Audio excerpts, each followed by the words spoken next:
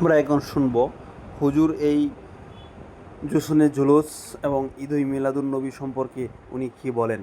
আমরা অবশ্যই মনোযোগ দিয়ে বিষয়টা শুনব। যশনে জুলুসে যেমন ধরেন আমাদের চোখের সামনে হয়ে গেল এটা। আমি যখন ছোট ঢাকায় ছিল না এই জিনিস। আমি যখন ছোট ঢাকায় এই জিনিস ছিল না। আমি তো এখানে বড় হয়েছি, এই জিনিস ছিল না।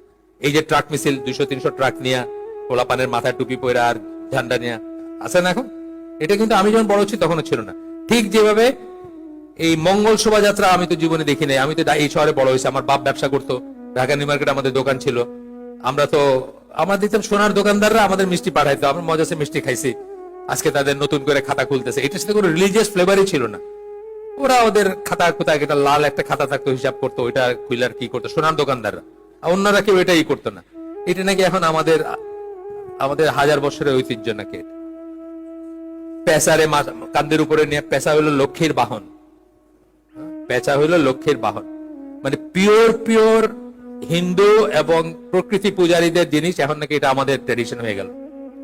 এইখানে আমি বড় হয়েছি, 80s এর আগে এই জিনিস ছিল না, স্বাধীনতার পরে ওই জিনিস ছিল না। উনি বলতে পারবেন, আমার এজ গ্রুপের যারা আছেন যদি দুই একজন থাকেন উনি বলতে পারবেন স্বাধীনতার পরে কি কোনো মঙ্গল শোভাযাত্রা ছিল ঢাকা শহরে? ছিল না। 80s এ শুরু হয়েছে এটা। এটা নাকি এখন আমাদের হাজার বছরের ঐতিহ্য।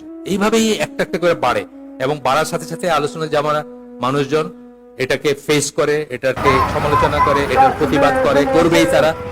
এবং কিন্তু এটা রিয়েলাইজ করে যে প্রত্যেকটা বিদআত একটা করে সুন্নাহকে অপসারণ করতেছে বা সুন্নাহকে সরায় ফেলতেছে।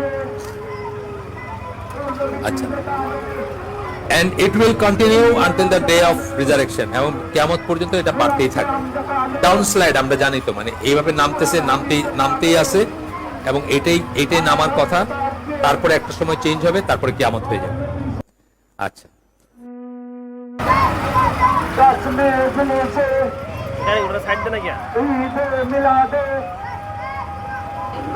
আসসালামু আলাইকুম। আমি আপনাদেরকে এখন যে বিষয়টা বলবো সেটা হচ্ছে ঈদুল মিলাদুন্নবী বা 10ই মুহররম।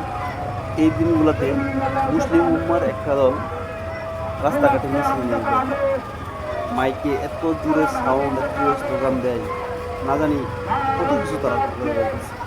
আসলে হযরত মুহাম্মদ সাল্লাল্লাহু আলাইহি ওয়াসাল্লাম ওই দিন যদি মৃত্যু হয়, তাহলে ওই দিন তো ওনার জন্মদিন পালন করে, তাহলে মৃত্যুর দিনও তো পালন করা উচিত।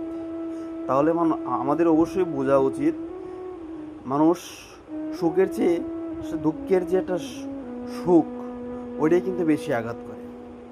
আমাদের অবশ্যই এই দিনগুলোতে মুসলিম হিসাবে আমাদের এই দিনগুলো সতর্ক থাকা উচিত, আমরা যেন শয়তানের অনুসারী না হয়ে যাই।